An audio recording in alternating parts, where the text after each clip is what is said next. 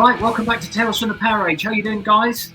Yeah, good. Cheers. All good, mate. Thank you. Good to see you. Right, tonight we're taking you all the way back to the 1980s and classic live albums from the 80s. So we're really looking forward to showing you that. Before we do that, if you haven't subscribed to us, please give us a sub, ring the house bell, get involved. We'd really love it if you did. We put so much work into this, and it just shows the love back if you can be asked to hit the house bell. So please do that. Secondly, if you went to any of these live shows in the 80s, let us know what it was like. Give us your thoughts on the records that we are going to display today, and just get involved. Now, before we start, just want to go over the format of this show. We've curated 12 of the best live albums from the 1980s. We've picked 3 each from those special 12s, or that dirty dozen, as we'd like to call it, from the 80s. And we'll individually present 3. We then had a vote off, and we'll present the top 5 to you at the end. Now, I'm sure you will either agree or disagree. If you do, let us know in the comments, as we've already mentioned, and give us your top 5 as well. So let's get on with it then. Album number 1. Top notch. There it is, Dokken, right? So the packaging is a gatefold, and that might give you a clue of where it was recorded. It started, recording started in April the 20th, 1988. Now, what was interesting on that tour, I was lucky enough to see him on that tour, supporting the one and only mighty AC/DC. And the last time I saw them on that tour was April the 13th at Wembley Arena, which is in the programme here. And AC/DC notoriously don't put anything to do with the support band in the programme. I thought, well, I'd just have a quick look through to see if there was anything. And I'd forgotten, and there you go. There's a nice little Dokken flyer that came with the programme. So yeah, I was lucky enough to see them 4 times on this tour. And they blew me away, frankly. They were absolutely fantastic. For me, probably their best album, Back for the Attack. That's what they were touring at the time. Unchain the Night, Standing in the Shadows, Sleepless Night. I mean, what a riff that is. Absolutely superb. Heaven Sent, Kiss of Death. Tooth and Nail. Oh, Into the Fire, Mr. Scary. Dream Warriors. Oh, it's just too good. And of course, Dream Warriors at the time was the theme tune to Nightmare on Elm Street 3. Brilliant album. Totally underrated band in my view. And by the 4th time I'd seen them, which was April the 13th, they were just blowing me away. Absolutely love Dokken. Brilliant album.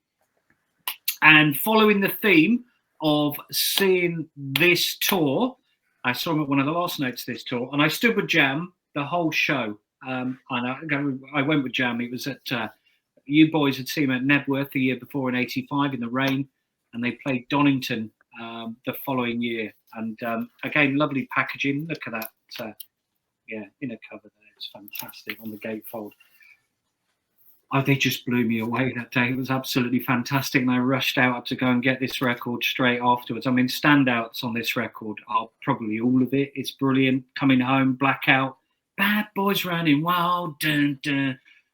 Brilliant. Rocky Like a Hurricane, Can't Live Without You. The Zoo sounds amazing on this as well. But of course, there's side 2. I used to remember playing side 2 after my paper round, and I'd stick that on, and my mum used to love that going off in the background. She did. She loved it, and a bit of Holiday as well. Nice ballad for your mum. So what a brilliant live album this is. Absolutely superb. I don't really like the front. I like the packaging. It's great with the inners as well. Look, get loads of photos and stuff. That would have probably been better, wouldn't it, as a front cover? Well, I think so, yeah. Didn't they, at the end? It all pieced together as a bit naff. Yeah. It just looks a bit wishy-washy, doesn't it? And a bit... It does, it's a bit odd, yeah. But if you've not got this, I promise you, the album is much better than the front cover, I can assure you. Any comments around this one, boys? On the album cover, that's exactly what I was about to say. I always just didn't understand why such a good pick on the back compared to what was on the front, some superimposed thing. But it was of its time. It was the 80s, and look what they were dressed in. But a massive one for me. Again, just like we've spoken before about these live albums. Scorpions, if you check out, you've probably already watched our 1970s special. We've got a 1970s special live albums, and the Scorpions feature quite prominently in that. And this is them doing another live album the following decade, but with a completely different set. So the songs for this were literally drawn from the latest 4 records, and they were my four favorite Scorpions records: Love Drive, Animal Magnetism, Blackout, and Love at First Sting. It's a completely fresh band, and this is a record of a band. Well, it's a record of the Retreat. So they literally, we've said this before, they conquered the world.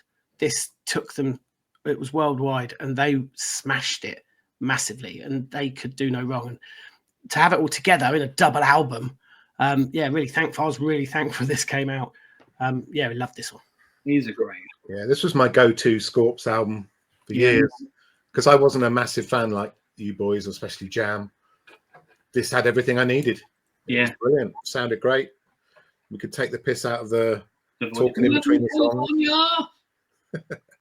That was really good. Really good. That's not fair on Klaus, is it? Really? No, it's classic though. No, this is his second language. Yeah, we're picking it up. Absolutely amazing. So, affectionate. What's a good? And by the way, awesome. If we've done a pod on this one, so you can go back and watch it, which I'm sure you will. Scorpions won the day on that day. They were incredible, and they played more songs than Ozzy that day as well, ironically. So there you go. Right, and we got a Nebworth pod as well. Yes, yeah, they weren't too shabby that day either. And we've also got a live Scorpions pod.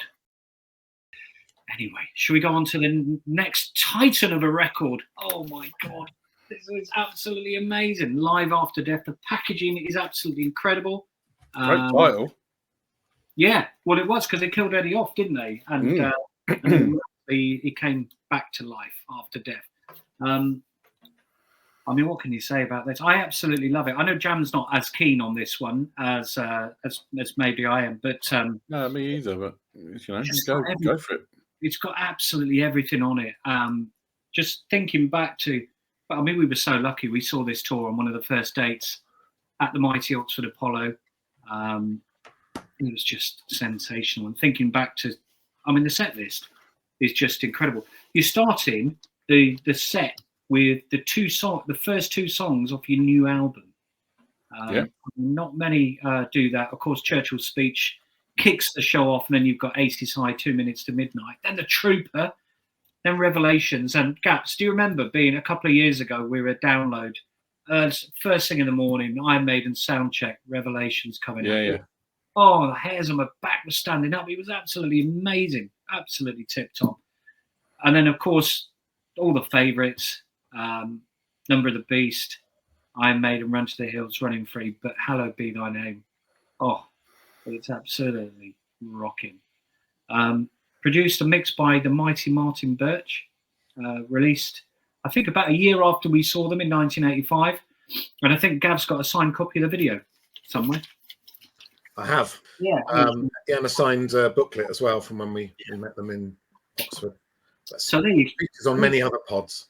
Yeah. So that was the Power Slave tour. So all of the 3 albums that I presented to you today, my trio, were all tours that I was lucky enough to go to. And look back at those 3 and just think, God, how lucky were we going to all of those? It was absolutely fantastic. Anything for me, and probably Jam as well, as this was recorded, was it mainly in America?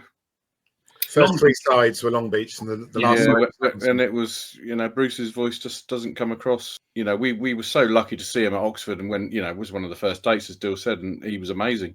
Never really resonated with me as a live recording. And similarly, which is unfortunate because I love Iron Maiden. Yeah. Similarly for me, when I know you mentioned it, because I've often said it's not one of my go-to albums. In our 70s special, Gav said something quite that resonates with me about the Judas Priest Unleashed in the East. And for Gav, if you remember Gav, that Unleashed in the East, it's the best version of every Judas Priest song that's on there. So that made that his go-to record. And for me, this is the opposite. This isn't the go-to version of every song. For me, I've always just gone back to the actual albums. Power Slave, Somewhere in Time. Power Slave, and going back, Peace of Mind. They were the ultimate for me. The production on this just didn't carry it through how we saw them live. The set list, as you said, for this deal, the set list to this is just remarkable. It's just ridiculous, and the songs and the play is great, but it just doesn't carry through to make them better versions than what I listen to on the record. So that's the only reason. I'm really surprised at that. Yeah, I absolutely love it. Agree with him. Well, that's it's good. Yeah, it's unusual that we so in disagreement. I know. I think for me, it was such a sweet spot in our lives. So I'm probably not very objective about the actual. I am objective about the album because I've listened to it loads since, and it's absolutely brilliant. But considering we have such affection for Power Slave, then we went to see them, and then this comes out. And it's such a brilliant package as well. I'm a sucker for the packaging. Yeah, superb. It's just perfect. And then the live video is brilliant as well. That's why I had to say we were there on side 4. That's why I had to say it. I don't want to be negative about this record for a moment, but I just want to be honest and say that's where it was with me. That's where it sat with me. Yeah, and now the last sort of however many years, when I reach for a live Maiden album, because I think like most of us watching this, or if you're watching this or recording this, I've got several live Maiden albums. I tend to go for Maiden England in '88, the one done in Birmingham. I love it. It's just a couple tours after this one. I tend to listen to that rather than reach for this. I would reach for Power Slave. Not for me. Rather than this. So yeah, interesting, isn't it? But what a band and what a record. Brilliant. And of course, if you wanted a T-shirt, we always keep you up to date with a nice little merch sheet. The Live After Death T-shirt was 6 of your finest English pounds, and you could join the fan club for £4. Happy days, eh? Happy days they were. Anyway, that's my 3. They're clearly going to be the top 3. So let's move on to Gav, I think, next. Yeah, we've got no chance, have we? Go on, Gav. Well, yeah, we do the top 5 at the end, so hang on for that, as voted by us 4. So this one. Massive Marillion fan, as some of you may know who's watched other pods. This one is very unusual in the respect that it's only their 3rd album, and it doesn't happen very often. It tends to be something they put off and potentially do as a best of type gear later on, but it didn't make it any less attractive for me because it's brilliant. It sounds brilliant. It's got a B-side on there, believe it or not, which is Cinderella Search, which was the B-side of Assassin. And I absolutely love that song, still do to this day. Nice, coherent 3 tracks per side, because they're all long, and tracks from both the preceding albums. But obviously now we've got Ian Mosley on drums, proving to be the definitive lineup. So yeah, relatively small in the respect that it's not a double, it's not a gatefold. It's got an inner sleeve. It's got a picture disc. I don't know if you guys have seen that before. No. Yeah, it's kind of a weird. It hasn't got the front cover on it, which lends itself perfectly to a picture disc. They decided not to do it. But anyway, yeah, I absolutely love it. It's a perfect moment in time. Recorded in Montreal and Leicester de Montfort, side 2. Just brilliant in my opinion. What about you guys? Side 2. For me, just blows me. Forgotten Sons Garden Party in Market Square Heroes. To have 3 tracks, I know they're the popular, but I love those 3 songs. Forgotten Sons is a great example. Sorry, Jam. It's a great example of it being better than the original by a 1,000,000%. It's so poignant, isn't it? When he talks about the terrorism at Harrods, just before he launches into it. Brilliant. It's got that great vibe. And as I say, side 2, I tend to get this record out and I put it on. I think I've got a couple of versions of this, which was sometimes we find you have when you're one that you had years ago, you've played maybe a bit too much or played too many times when you've got in from the pub. So I've got a couple of versions of this, not because they're picture discs or anything, just wore one out. Yeah, this is really, really good. I love that second side. And again, you'll see, it might be worth mentioning it now, but I think Gav had a bit of a tricky dilemma as to which Marillion live album to have. So and it's difficult. There's 2 live Marillion albums in the 80s with not a single song crossover, so a completely different set of songs for this, which made it really, really difficult. But yeah, this is top notch. So we should move to the next one. Yeah. Okay, next one. This is a classic. This is earlier in the decade, so this was 1980. It was actually born out of a release that was in Japan. I don't know if you've got that deal, have you? I think you might have. Yeah, I have, yeah. Yeah, which is it was supposed to be a Japanese only release, which was Hammersmith 78 with their old drummer Duck Dowell on drums. So that's what it looked like. So that was previous then, Gav. I saw that at the record fair yesterday, and I thought that was that came afterwards. No, that came out like simultaneously. No, it came out in 78 as a Japanese live album. What was that cover? Yeah. This is the original one. Yeah. Oh, I thought it was a sort of a bootleg when I saw it at the record fair yesterday. So I didn't even go anywhere near it. No, this is official. This is Japanese. Wow. No Obi. No, I couldn't afford the one with the Obi. So then what I'm getting to is then it was released as a double album with the 78 at Hammersmith and the 80 at Hammersmith, and re-sleeved with again, probably not the best cover of all time, but it didn't matter to me at the time. But looking back, it's not particularly great. But in the UK, it was a single sleeve with 2 albums inside and an inner sleeve. I've got a French version here, which is essentially has the inner sleeve as the gatefold, which is quite nice. Interestingly, there's no mention of it being different drummers on the 2 concerts, which isn't fair on Young Duck. But it's such a great album. I think again, this is the best lineup of the old bluesy Whitesnake. They'd had a hit single or 2 by now already with the old style. This is one you put in the top 20 for us, is one of the lines. So they'd Fall for Your Lovin', Ready and Willing. They were top of their world, top 40 band at the time, and such a draw as well. They did big British tours. Every member completely talented and brilliant, and I loved it. What about you guys? And half of Deep Purple. Well, pretty much, yeah. It is. It's exactly half. When you imagine the conversations that were had when the new singer went and said, "Do you want to join my band?" It's quite cool that they said, "Yeah, all right." He must have been a decent bloke. Yeah, I think that as well. I've always thought that. There's 2 Deep Purple songs on it, isn't there? So Mistreated, just mistreated. Is there? Oh, there must be one on the. Oh no, might just take your life. Yeah, I thought there were 2. Yeah, I got this recently as well, which is another. It's just a 12-inch of Ain't No Love, but it's classic because it's got the Hammersmith Odeon and then the stage. I love that. It's a much better picture as well. That should have been the cover of the album. Yeah. Isn't that brilliant? Yeah, for back in the day. Yeah, that's brilliant. A bit of old-fashioned, not Photoshop.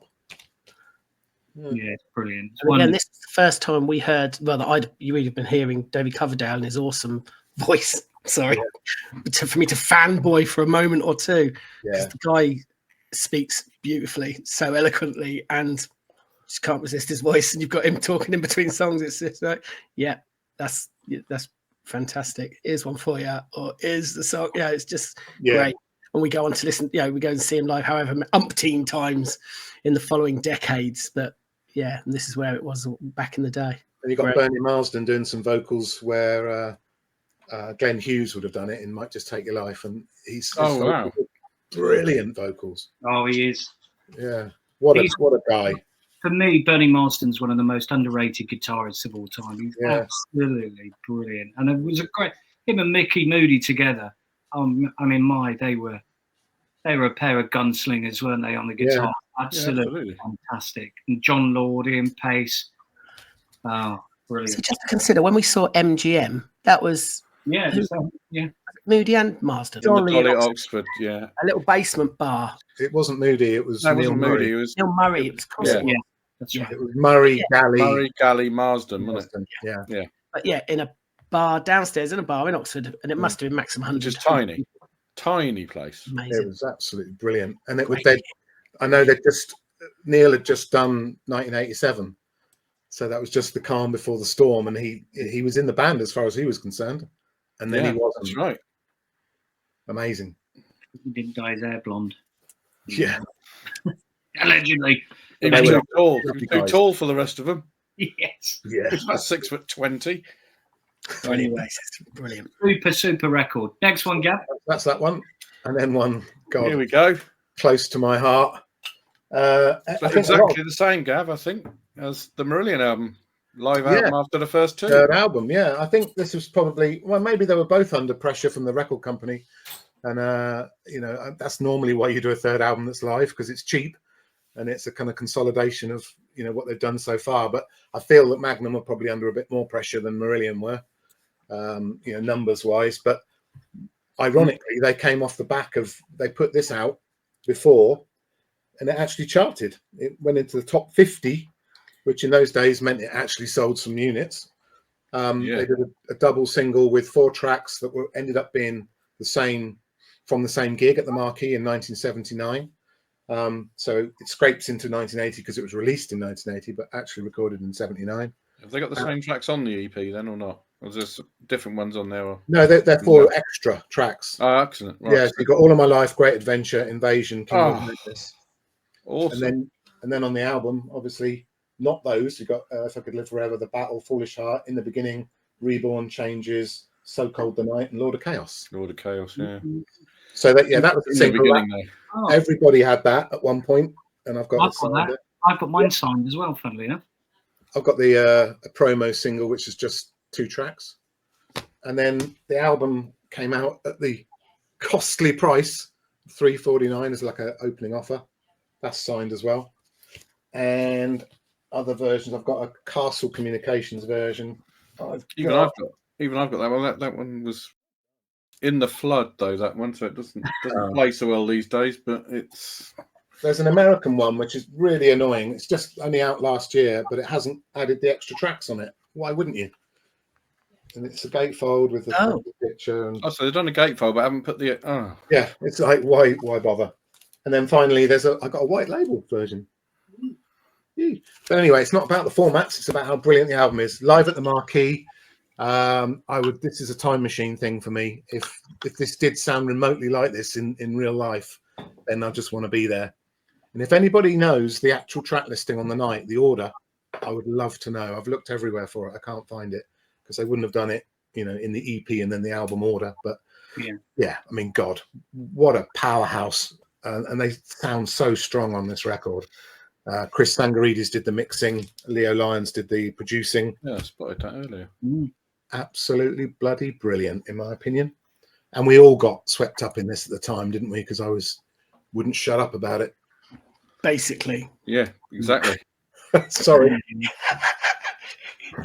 Richard Bailey, of course, as well. Yeah. This was pre-Stanway. Yeah. And I love his playing. He's great. He's a great player. Okay, cool. I went on to play with Whitesnake in Rio. Yeah. Behind the amps. Okay, so Gav said it all, really. That's Gav's 3. Right, we'll get on to another classic from the 80s. Mighty Saxon. I must stop saying mighty in front of Saxon. Anyway, it's the Mighty Saxon. No, it doesn't work. With the Eagle Has Landed. Wow, a live record of Saxon's first 4 albums, recorded on the Denim and Leather tour in 81 and 82. With this record, from the opening revs of Motorcycle Man, this record is breakneck speed. It's not something, unless you listen to it recently, you stick it on and you suddenly realise what they went for. It's quite interesting, really, the choice of tracks. But the band are red hot, and it's got so many Biff quotes. Let's just call them Biffisms. And we as kids, we grew up with these words, and we use these words. We overuse these. We abuse these words. Basically, we just took them on to another level. It could crop up at any moment. It could be an English lesson. It could be out on a field playing a match. It could be anywhere. You're not getting tired, are you? Is it loud enough for you in here tonight? Because there's 40,000 watts in there, don't you? We'd be anywhere. We'd be at a school assembly. Gav would look over and go, there's 40,000 watts in there, that, don't you? Like no other band, I think. But yeah, especially even when he's having a dig at the balcony. Yeah. In Hammersmith, Hammersmith, I want to see people dying from exhaustion. All right, in the balcony. Come on.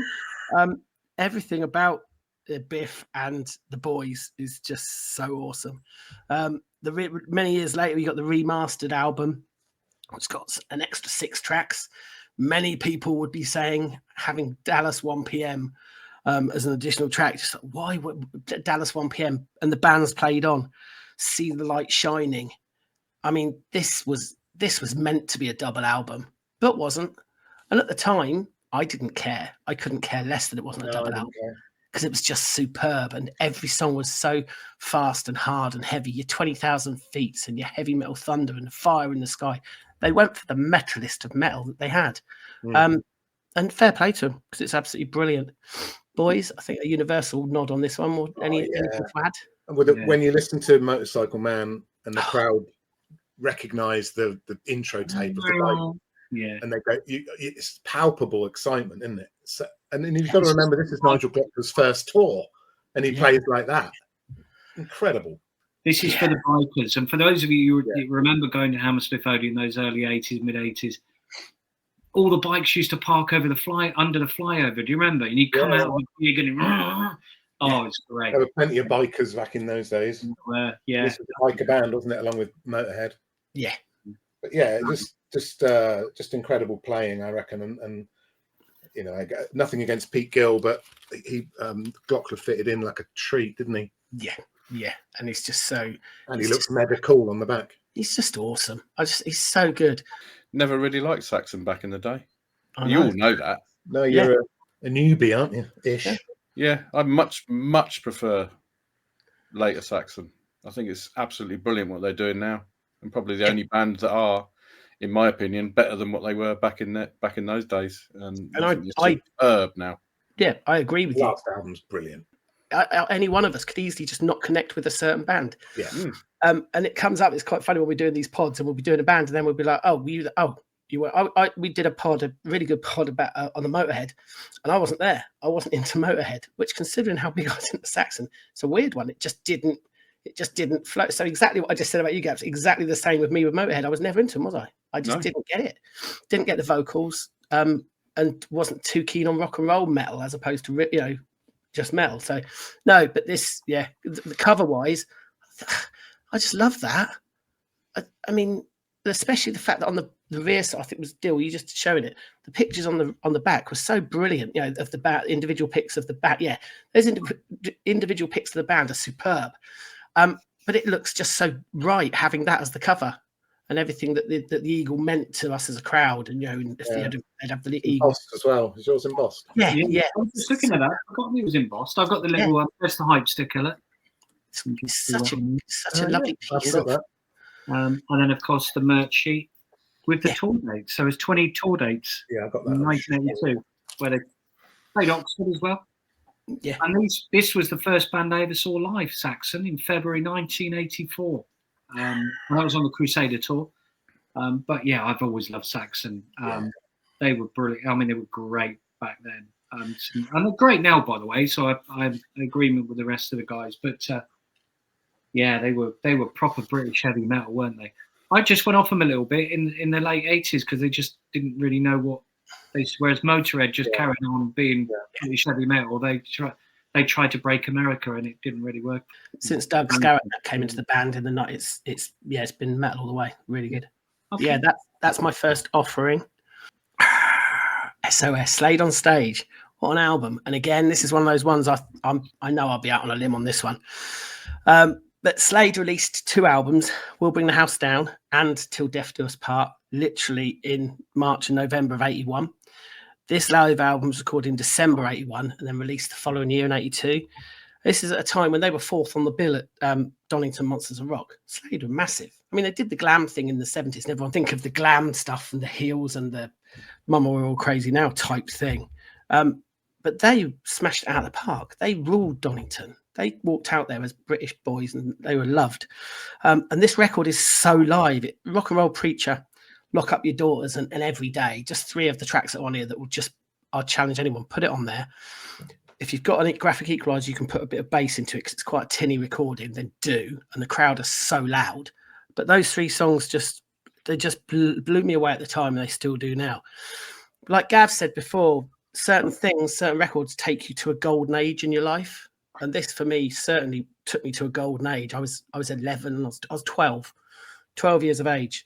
I was discovering, I'd met these boys at school. And I was discovering metal in a big way. Gone were my days of just being into Queen, Saxon, Elvis Presley and Status Quo. I was discovering a lot more stuff. And these are one of those bands that I loved and no one else seemed to. But my older brother, who had a beige Cortina, this is 1982, don't forget, he loved Slade. and he put this album. He got it on tape. He put it in his car. It was about when it was released. It was December '82, and it was snowy as Billy-O outside. And I remember him going in the car with him just around our village, and he had this on, obviously as loud as it would go. I mean, I'm pretty sure his speakers went up to 11 rather than 10. He had a Pioneer stereo with graphic equalizers, and he took corners because you could take them in the snow. I didn't know this until that day. You could take them really fast and you'd slide around. And if it was doing that with Slade on stage, Rock and Roll Preacher really loud, it just made it a special place and a special time. I remember just being thankful for being alive when I got out of the car, but also my hearing would just be like, what was that sound? Such a great album, and rammed down my throat by an older brother. And I loved it. And Slade were like my boys, because no one else I knew actually really liked them. Although Gappy, I know, was into the We'll Bring the House Down side of It's the things. first single I ever bought. Yeah, there you go. I bought it in primary school. Primary school, I bought that 1980. Yeah, everyone used to sing that before a band came on, didn't they? Yeah. Well, that's where whoa comes from, Yeah. isn't it? It's superb, and it's still going to this day. So yeah, great album. I don't even know if any of you have even heard it. But any other thoughts on the boys from Slade? I used to listen to Slade as a kid, and I had apparently had a poster of Slade on my bedroom wall when I was 3 back in the day. So so I am familiar with a fair bit of Slade. When I was 3, and that's true. Yeah, my mum will attest. Open it up for you. My mum, I think. It was very colourful, wasn't it? He asked for a poster of Noddy, and he got Noddy Holder instead. Oh no, Dave, yeah. Good parenting. That's good parenting in my book. Okay, well that's Slade. Who's next, Jam? That's my last offering. Here we are. I mean, who else can I pick? We've got Thin Lizzy with Life Live. Final version of Thin Lizzy, driven by the heavy guitar sound of Super Johnny Sykes. It's a completely different beast. Again, I know we keep referring to other pods, but there's so many now, and I hope everyone that's watching this has subscribed by now. If you're still watching now, I'd hope you had. But our 70th special featured Thin Lizzy Live and Dangerous, and this record is so different, and it should be, because they grew so much and evolved so much over such a short period of time. And this is, again, a brilliant record of where Lizzy were just in the last stages while they were sailing off into the sunset, with Phil saying, yeah, this is Thin Lizzy, we're done. But this is our last tour. This is where we're at. And the fact they went out in such a blaze, in my mind, such a blaze of glory, and for them to have cranked it all up a little bit and just gone that little bit into overdrive, because it was different. They hadn't done that properly before. You don't, in my opinion, you don't just necessarily always just want to keep doing the same thing. Push yourselves. And the highlights for me on this one, got to give it up. It's always been one of my favourites, but it's really quite poignant, perhaps because I listened to it, and I've listened to it a lot since Phil passed away. So it means a lot. But the newer tracks like Hollywood, I love, and Black Rose on this is really great. But also the newer tracks gave it a real vibrancy. Cold Sweat, and I love Holy War with the bass at the beginning. Holy War. So a lot of people might just look at, yeah, not for me. But when you actually give it a listen and have a little delve, you then remember how fantastic Thin Lizzy were, and it's just another chapter of Thin Lizzy. Now, if someone's going to go and listen to a Thin Lizzy album, they're probably going to choose Live and Dangerous because it's outstanding. But this is certainly worth some time spent on the turntable if you remind yourselves. Thoughts, boys? Yeah, I really liked it. Not in the same way, like you say, it's a completely different beast. This had less kind of consistency. It didn't feel like it was one gig to me. It felt like it had been kind of patched together a bit more. But they'd had three new guitarists since Live and Dangerous, so they'd gone through a lot of changes. And this is the one that ends with the rocker with all the guitarists joining on stage, isn't it? Yeah, which is really cool. Yeah. Didn't they do the Tube around this time? They did the live. They did live from Hitchin. They did live from Hitchin. Yeah. I remember Cold Sweat. BBC Sight and Sounds. And it was BBC Sight and Sounds. It was on like a Saturday evening at like 6:30, and they turned the bass up on Phil because it was Phil Lynott. If I remember rightly, it was Phil Lynnott's Thin Lizzy. Do you know what I mean? He was getting a headline in front of the band.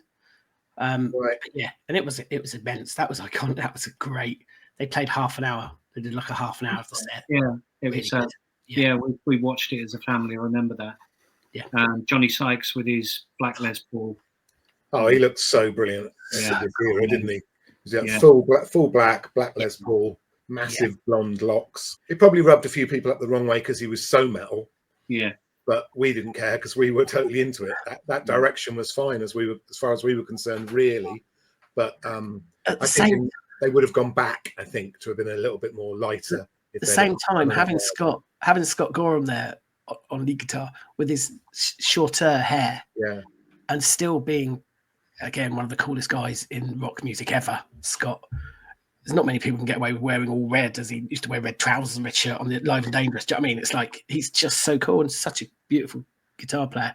He almost kept the yin with the yang. So having Johnny Sykes for me is like, but then you've got Scott just keeping it in the right place. So yeah, he was the elder and Johnny was the excited puppy, wasn't he? Yeah, running around the stage. David Coverdale was getting excited as well, seeing Mr. Sykes on. That's exactly what happened, isn't it? He kind of poached him. Yeah. Anyway, good days. Thanks for that, Jam. Yeah. Let's move to Gaps and his three offerings. Here we go. Something out of left field for everybody here. I think I was probably the only Venom fan out of all four of us. And here it is. Superbly packaged by Neat Records. Not a label that you hear of much. I think Persian Risk might have been on them, and a band called Raven that nobody's really. But look at Tigers of Pang Tang in the early days. Absolutely, the biggest cigar you've ever seen on Cronus there, and not a single mention of the titles of the tracks. On you have to go into the inner covers. Oh wow! For that. And they're there. More pictures. Tells you where it's recorded. Half of it was recorded at Hammersmith Odeon, and half of it was recorded the year later at the Ritz in New York. Oh, okay. But it's still, to my opinion, it's got the greatest ever intro to a live album of all time, where they're playing. It's called Eine kleine Nachtmusik, and I'm fairly sure it's a piece by Mozart. And they play that at the beginning, and then in comes the crashing thunder and lightning and everything, and then you get this guy comes on. In the days when you still used to get people introducing bands on stage, and he goes, "And now from the very depths of hell." It's absolutely awesome. And they go into Too Loud for the Crowd, and it's absolutely superb. Standouts for me on this, I mean, you've got all the classics if you're a Venom fan. Black Metal, Seven Gates of Hell, Die Hard. It's so good. It really is absolutely brilliant. Cronus is going mental on the bass. People say they couldn't play, and it's total rubbish. They were all very, very good. And this was a go-to album for me in the 80s. I absolutely loved it. Superb. And there's literally no point in saying anything else from you boys, because there is. Go on then, Jam. Firstly, that record that you just had out there, was that the original? That's the original one I bought. Yeah, when it came out. Yeah. That's really cool. I didn't realise the whole. And I've not known a record. No, honestly, the packaging is absolutely unbelievable. Not have any of the song titles. For a label like Neat to do something like that was incredible. Secondly, they played ECT, didn't they? But they did a massive, and they had massive explosions, if I remember rightly. Yeah, fire. They did. Yeah, they had PowerAge. I remember watching this and going, "Wow, that stage is brilliant." I might turn it down though, because I'm not sure about the sound, because it didn't sound that great at the time. It wasn't my cup of tea or cup of tea. Now, the final point, you said they went into the song. What was it? Is it loud or is it Too Loud? Did you say a song? Too Loud for the Crowd. The first song, yeah. What a great album! What a great title! That's superb. Yeah, it's superb. Love that. But yeah, look at the cover. The cover is brilliant. We had a half an hour, 40-minute Hammersmith show on video, didn't we? Do you remember? Yeah. Yeah, and they had a shower of sparks coming down and all that sort of stuff. And he had a neck chain that cut him, and it was bleeding. And don't forget they were only a 3-piece as well. And one of the greatest regrets of my life, never actually seeing this band live. And that was on TV enough for me to video it. You know, I can't imagine back in the day to have something so extreme. You know, it's before thrash, wasn't it? Yeah. They deserve a lot of credit, don't they? Because and one of the greatest logos of all time. they were trailblazers in terms of what they did, and they did influence bands for the future. So whilst they may not really did, yeah, got the kudos they deserved or should have got, actually they did help form a genre within metal, within hard rock. So totally. I remember Gappy walking around school with his At War with Satan leather record. You know, it looked like leather, didn't it? Yeah, did. And that was where Paulo reminded me of that when we went to the record fair yesterday. He said that you could play a track from any album that you wanted to in a class, and he chose At War with Satan because it was 16 minutes long. And all the girls thank you, Andrew. I remember that. Oh, brilliant. I remember hearing about that. Obviously, we're never in the same set, but I remember hearing about that. War with Satan. I played Sabbath Bloody Sabbath because they were swearing in it. So pathetic, isn't it? Anyway, good pitch, that Gap. So let's see the next one. Well, this is clearly the winner. This is the best live album of all time. And it was also Jamison's first ever live show. It was, yeah. At Hammersmith Odeon in 1983, October 83. He just turned 14 when he went to see this. I mean, that is, and we've talked about some rubbish covers, but that cover is bloody brilliant, isn't it? Yeah. Look at that. That it's so good. You're going to slate it. There is no, it's superb.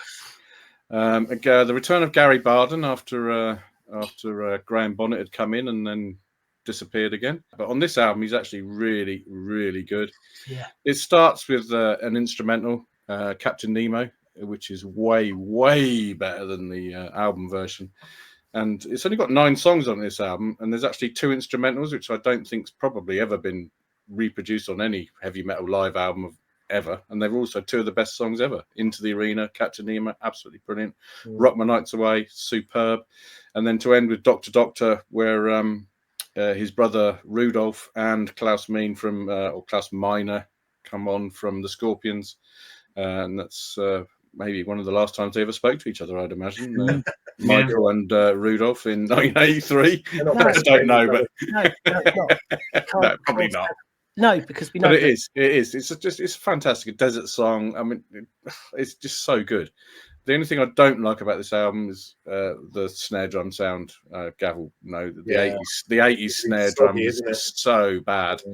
But yeah, it's just fantastic. Love it. I mean, look at him. It's a great album. And we might have mentioned before, but Mr. Schenker used to live in the village where we all went to school. Indeed. And our good friend Borlo went to his house, and we sort of had said to him, psyched him up, go around and see him. So he knocked on the door and asked for some plectrums, and then came back to school all triumphant from the lunch break with a handful of plectrums, and nothing's ever changed all these years. No. And I've still got the plectrum he gave me from that visit to Mr. Schenker's house. So brilliant. Yeah, classic. Good old Michael Schenker. Did it have writing on it, or was it just a generic one? Just a generic one. Yeah, just a generic one. But I still remember that was the first plectrum I ever got, actually.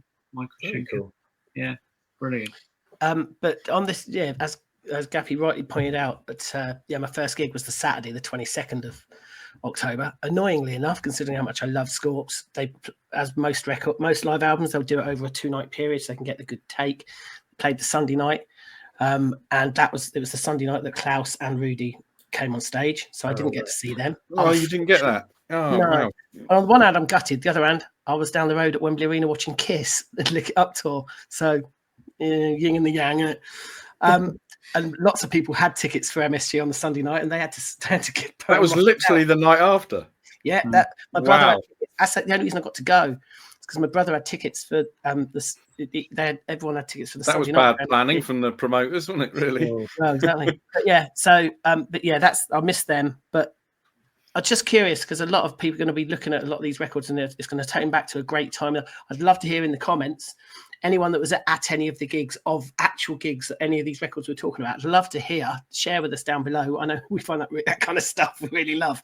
So if you were at Eine Kleine Nachtschmarten when Venom or whatever it was. Venom, please. Any Venom fans out there, please give us a like on there because we'd love to know what your thoughts are on the actual album because there's something special about going to. I think we've all got several albums where we're at a gig and then it gets released at a later date. So I haven't got any, unfortunately, not one. I haven't. Not a single one. Albums that you're at? I got a few. Not one. There'll be a beer. So it's a special thing, isn't it? It's a nice Well, thing. That's something for the comments. That's great. Yeah, that'd be really interesting. Comments. Yeah, cheers. We had plenty of times when we went to gigs and then they were played on Radio 1. Yeah. On Tommy Vance. We saw Saxon at Hammersmith. Yeah. Magnum at Hammersmith. They were on Tommy Vance, weren't they? Yeah. So that's cool as well. Yeah. And Judas Priest, when I saw them, that was on Tommy Vance as well. I got it on tape. Yeah. But yeah, very cool era. Yeah. We're just about old enough. Just about. Okay, well, let's go to, and this one is an absolute stonker. If you're talking about covers, look at that. This is the greatest cover of any live album ever. Probably. It has to be. I mean, look at it. I mean, whoever took that photograph, they could dine out on that forever, because that is just stunning. Yeah. Yeah, one of the great. My Motorhead were my band. They were the first band I really ever got into. And this album is just one of the greatest albums of all time. So please show it, Dill, because I haven't actually got mine, because mine didn't survive the flood on this occasion. I haven't got this now. I'm just going to. What was really great about this? This was the first. And which one have you got? Which? Because it's on the bronze label, and it's also which inner have you got? Which label have you got on yours? Have you got the bronze label, or have you got the other label? I've got the bronze. Yeah. See, there's the two different labels. Which one's the first press, people? The one that Dill's got, I would imagine. I don't actually know. That's the label. That's where we need the comments. You see, I think that's the label I've got on my Motorhead single, which is the second single I ever bought after Slade. And it's also one of the ones I took to school disco, and I actually wrote my name on it and 1AF, because that was the class I was in, and I've still got it. And they actually played it as well. But for me, what I remember about this, and at this time, that song actually went into number 6 on the charts, and it actually entered the chart number 6 in July 1981. And it was in the days when Fluff Freeman used to do the countdown, but he had Toyah as a guest presenter. Never forget it. And Toyah actually said, and this is the number 6, this Motorhead, which I thought was absolutely amazing in an inimitable lispy voice, which was brilliant. I mean, what a song. It's just pure adrenaline when you listen to it. Yeah. But yeah, I mean, you've got everything on here. You've got Ace of Spades that kicks it off, but favourites on here, The Hammer, Stay Clean, which is one of my favourites off of Overkill, and with a great bass solo with Lemmy on that, obviously. But look at it; it's just brilliant, and it's just so loud. They were brilliant. This was the first record I ever bought on vinyl.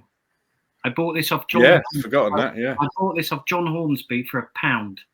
John, if you're ever silly enough to be sitting up at night and watching this, that's when £1 was worth a lot of money, though, Jim. No, I'm so pleased to buy this. And I used to put this on in the mornings as well. My mum used to complain all the time. Can you turn it up, Dill, please? I used to get complaints about Venom. I never got complaints about Motorhead. To be fair, obviously we are the road crew when he does the swearing. He brings one of the guys out, doesn't he? That's just absolutely brilliant. I think a lot of it was recorded in Newcastle, Newcastle and Leeds, most of it. Yeah. And what's classic is it says on the back of the cover, recorded live in England, surrounded by maniacs, 1981, except Iron Horse, 1980. I mean, it's just brilliant. It's just. Remember, it was preceded by that. This charted as well. I was just going to say that. I've got that on 7-inch. I haven't got it on 12. I've got it Sweat 7 and 12, and for me. Stone Deaf Forever, what a song that is. Absolutely. Metallica covered that as well. It's absolutely brilliant. Here's your answer on the label, Gaps. There you go. Yeah. Fast Eddie at his absolute best on that. He was amazing. I love the sound of it as well. Talking about snare drums, this is so tight and brilliant, isn't it? It's amazing. I used to listen to that all the time. But yeah, whoever mixed this album, who's it mixed by? Can you? Same guy who did Ace of Spades, Vic Mail. Yeah, absolutely brilliant job. Min and Concert Promotions. songs that really stand out. Overkill is just brilliant. Ace of Spades. There's some sort of weird noise, isn't there? At the beginning, it just goes and yeah, that's right. Yeah, you're absolutely right. Yeah, super, absolutely brilliant. Look at that bomber. Look at that light. For 1981, that was just mental. Just to finish off, Dill mentioned a couple of things it says on the back, but can I just put the other? It says on the rear cover, dedicated to all the people who have travelled with, drunk with, fought with, and screwed with us on the roads of England and Europe for 5 years. This is only volume 1. Thanks to everyone who came to see us. Thanks to Smirnoff and Carlsberg, without whom lots of this would have been coherent. I love that. Typical Lemmy, isn't it? You can guarantee Lemmy actually wrote that. That's just so Lemmy. You can hear him. Because Lemmy was drinking vodka and orange. Yeah. Right up until the late 80s. Now, when we saw him in Reading, and I know we've said this before on another pod we've done about Motorhead playing Reading, he gave me a pint of vodka and orange. That's now, what most people associate Lemmy with Jack Daniels and Coke, but he didn't get into that until he moved to LA and he was drinking the Rainbow. We worked out, didn't we? Yeah. He was drinking vodka massively. That's where that resonated with me, Dill, because when we've said before about his penchant for a pint of vodka and orange. It was a real 80s drink, was it? No one drinks it anymore, do they? It mentions that in here. This is the box set, and it mentions that that's what he used to live on. Yeah. Brilliant. Yeah. Oh, that's good. Brilliant. Well done, Gabs. So, oh gosh, deep breath. Well, there's your 12 curated. I hope you enjoyed that. I mean, there was lots of detail around those records, but they really are throwing back some absolute stonkers. And for us, we've done the 70s, but these were tours that we went to quite a few of these tours. So actually, from a nostalgia perspective, it's great remembering back on these, looking at the programs, the tickets, etc. These really were great days. So that's the top 12. Let's now go to the best of the rest. And there were loads, actually, that we could have picked. And there are records that didn't even get into the best of the rest. Like, if you don't mind me mentioning Hanoi Rocks, All Those Wasted Years, that's a super record. They were absolutely on fire at the time. But Gav, do you want to just run through a couple of those? I know we've got 12 over 2 slides, but yeah. So the first, I mean, some of this broke our hearts really because we had to leave a few out, but also broke our hearts that some of these we wanted in the top 12. You know, the fact that we've, I mean, I absolutely love the Halloween album. I think it's completely brilliant, but it was going to be difficult to force that one into the 12. Jam and Y&T. Myself and Rush as well. You know, we apologise for not putting All the World's a Stage in the 70s. So again, trying to get this Rush album, which I absolutely love this era of Rush. This is when they came through for me. It's like slightly more succinct songs and the drumming is off the bloody chart. So that should have been in the 12. Marillion, kind of a better album, more diverse, but hasn't got the nostalgia of the first one. Queen, a little bit past their best, but it's still bloody Queen. Yeah. Didn't get on it incidentally because of John Deacon's shorts. And then Black Sabbath, that's we toyed with having the Aussie parallel album on here, didn't we? Yeah. But that got booted out. Okay, we got Wasp live in the Raw, which was another tour that I went to at least. Yeah. We Want More, Gary Moore, bloody brilliant. Yeah. We went to that era as well. Styx, this is one I really wanted to highlight because I loved Styx at the time, and this was their only live album. And I actually got 2 versions of that. I've got an American version that's got the foiled sleeve. Of course you have. And an English version. Why wouldn't you? Yeah, well, I just saw it. I thought you wouldn't have it. I thought it was super cool. It's much better than the English one. Anyway, that was good. Apart from they were going into their Mr. Roboto era, which wasn't so good, but that was still great. Priest live. I mean, there's a couple of songs on this album that just deserve to be, you know, classics. I love that album. One of the main reasons it didn't make it was the cover. Yeah, that's not true, but no, I know it's not. They're very much in their turbo years. I love that. Honestly, I'm sorry, but I love that record and that and We Want. If I could have had 5, if I could have had 6, I'd had Y&T as well. But We Want More, Priest live, and Y&T. Immense.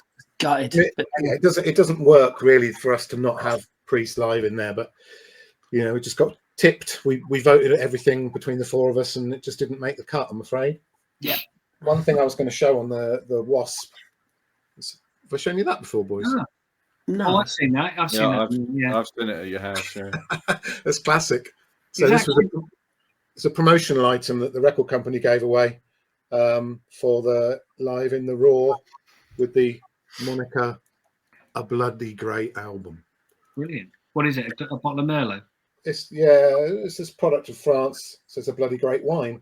Yeah. It's just table wine. But yeah, I'll be keeping that. That's lovely. Okay. And then MSG and Sabbath get another outing.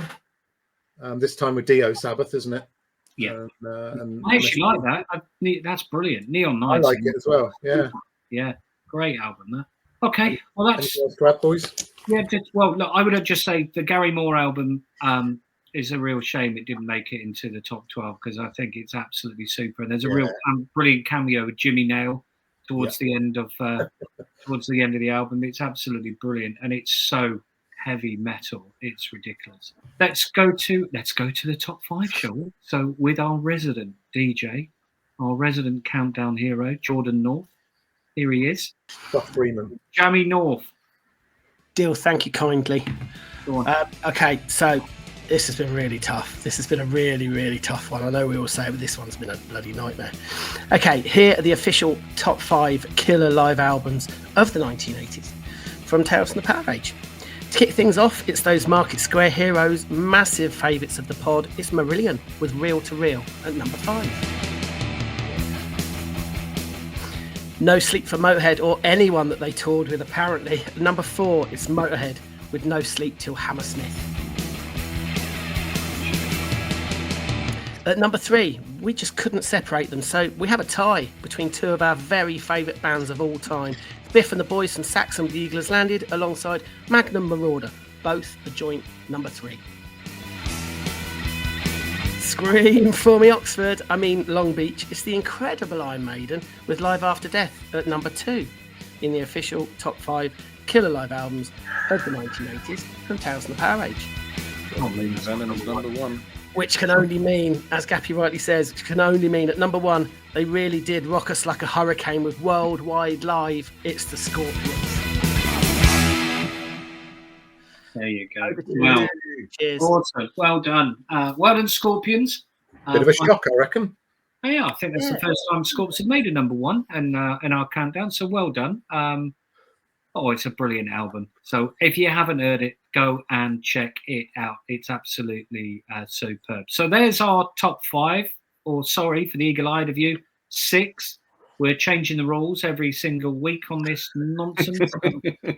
You've probably stopped watching by now anyway. It's been going on too long. There's our top 6. If you agree, put in the comments and say Dill was right on his 3 selections. If you disagree... You got 2, right? Well, exactly. Yeah. If you disagree, tell us what your top 5 are as well. Be really interested to know. But also let us know, I think, as we've already said, which of these tours you went to and what your memories were from those gigs, because they were really special days. And I don't think we quite realised at the time how lucky we were. Damn straight, mate. On fire. They were absolutely on fire at this time. So very, very lucky.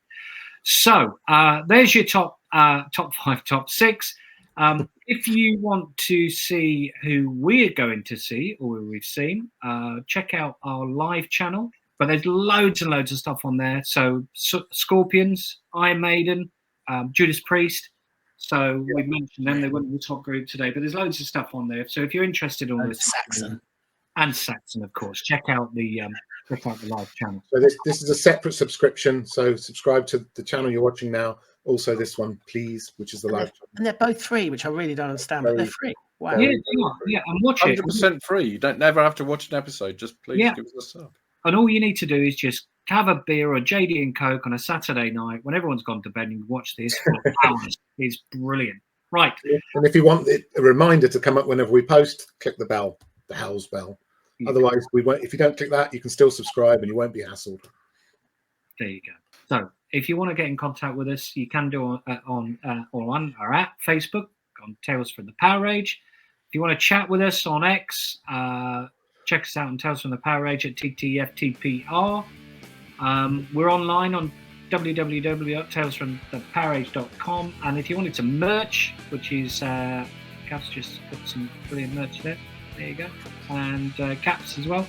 You can buy it from there. And look out for the special offers, because quite often they do some really good discounts. Yeah, anyway, on that bombshell, thanks for watching in again. Thanks for listening. Give us a sub. See you soon. Bye. Cheers, boys. See you soon. Bye bye.